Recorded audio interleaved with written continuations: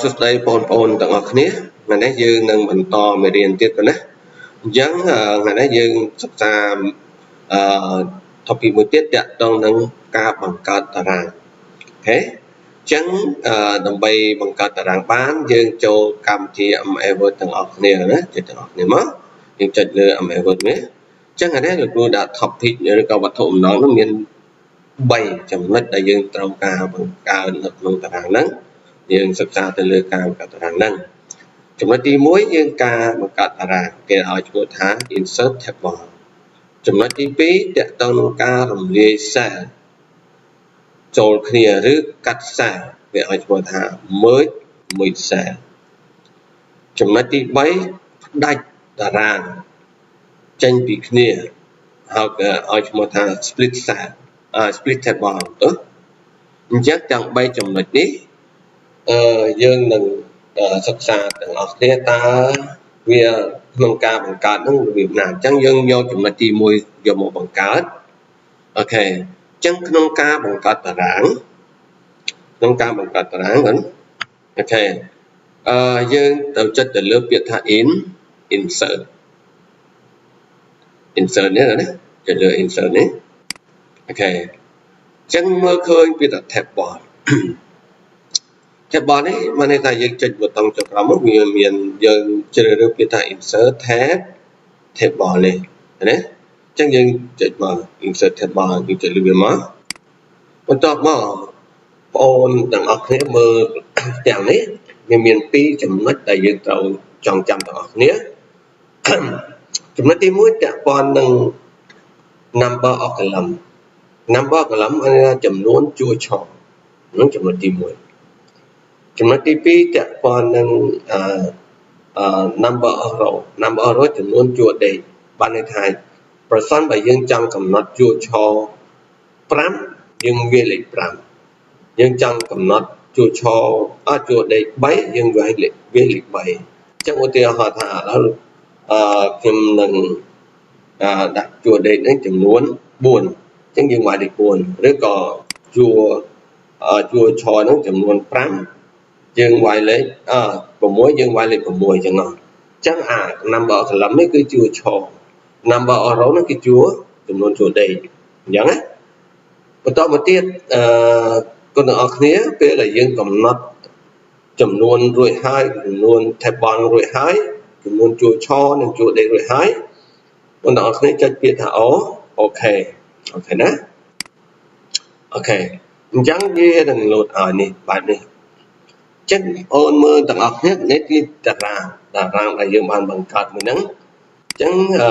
តារាងវាមានជួរឆនិងជួរដេកអញ្ចឹងដូចយើងបានបញ្ជាក់អញ្ចឹងជួរឆចំនួនnumber of column ជួរដេក number of row អញ្ចឹង column មួយណាអញ្ចឹង column នេះ1នេះ column ជួរឆ2 3 4 5 6អញ្ចឹងបានន័យថា column មាន6នេះ column នេះមាន6ជួរដេកវិញជួរដេក1 2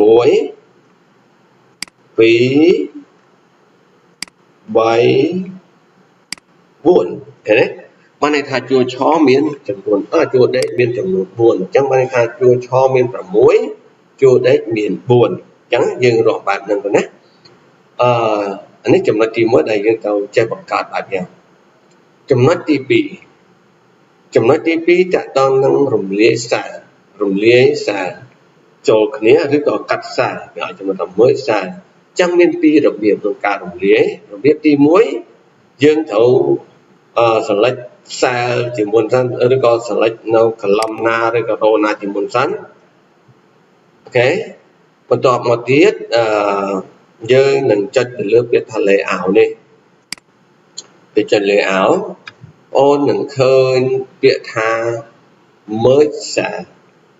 នេះណា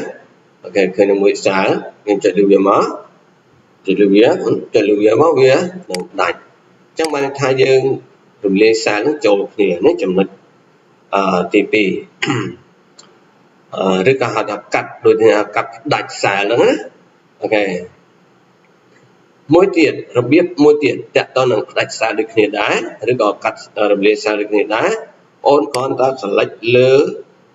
row ណាឬក៏ column ណាដូចគ្នាបន្ទាប់មកអូនគ្រាន់តែចុចមកខាងស្ដាំលើយើង select រួចនេះចុចមកខាងស្ដាំមក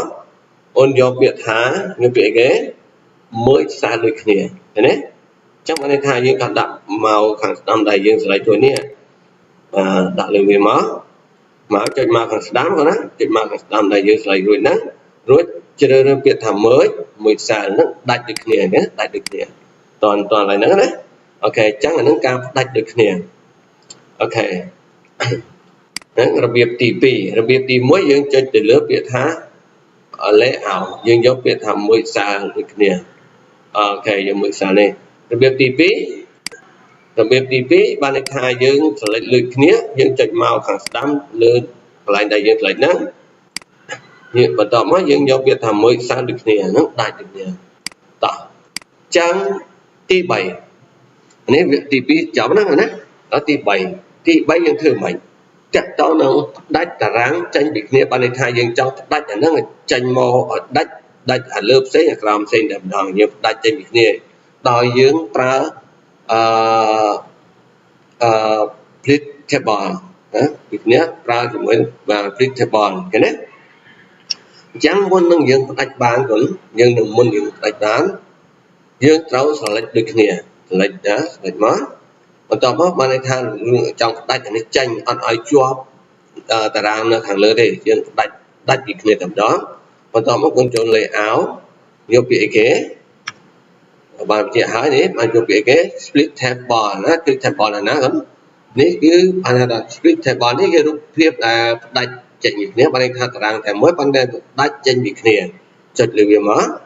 គាត់ចុចលើ split table ហ្នឹងមកគាត់ណាចុច split table ហ្នឹងវាដាច់ចេញពីគ្នានេះអញ្ចឹងអាខាងលើនេះផ្សេងអាខាងក្រោមផ្សេងហើយយើងចឹង enter ចុះវាដាច់ផ្សេងពីគ្នាតែម្ដងអាហ្នឹងយើងផ្ដាច់តារាងចេញពីគ្នាគេណាដាច់តារាងចេញគ្នានឹងដោយការប្រើប្រាស់ split table តនអស់គ្នាណាអូខេអញ្ចឹង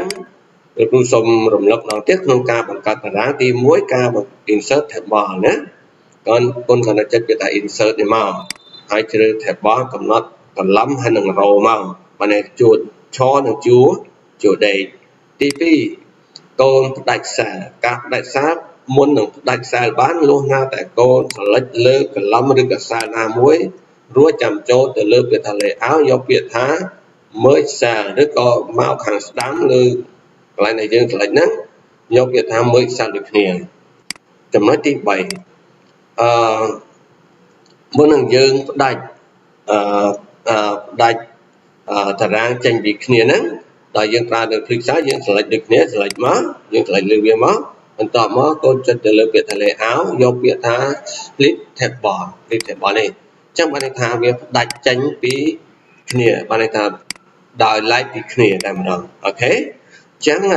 លំហាត់នេះឬក៏វីដេអូនេះបើបងប្អូនមានបញ្ហាអីអាចសួរលោកគ្រូបន្ថែមទៅណាសួរបន្ថែមហើយលោកគ្រូនឹងបញ្ចប់ត្រឹមហ្នឹងហើយបើមានបញ្ហាអាចសួរបន្តទៀតទៅណាអូខេអរគុណច្រើន